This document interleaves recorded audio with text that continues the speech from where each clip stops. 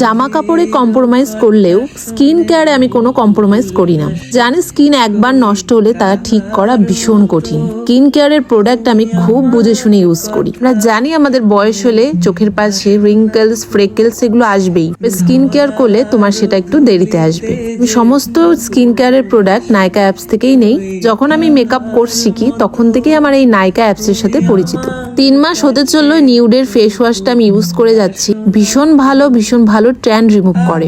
নাইকাতে shopping করার পর moxie brand থেকে একটা গিফট পাঠিয়েছে হেয়ার কেয়ারের জন্য। আমার মেয়ের হেয়ার অ্যান্ড বডিতে আমি এই অ্যাভিনো কোম্পানির বডি ওয়াশ আর শ্যাম্পুটা ইউজ করাই, যেটা ভীষণ ভালো। এটার মধ্যে আছে ন্যাচারাল ওটস এক্সট্রাক্ট। আমি আমার স্কিনের ক্ষেত্রে ময়শ্চারাইজার সিজন ওয়াইজ চেঞ্জ করি। এখন যেহেতু উইন্টার প্রায় পড়েই গেছে তাই আমি এই বায়োডার্মার ময়শ্চারাইজারটা ইউজ করি, যেটা ভীষণ ভালো। আনফির এই নোজ স্ট্রিপসটা আমি ফার্স্ট টাইম ইউজ করবো, আমি জানি না কেমন রেজাল্ট দিবে।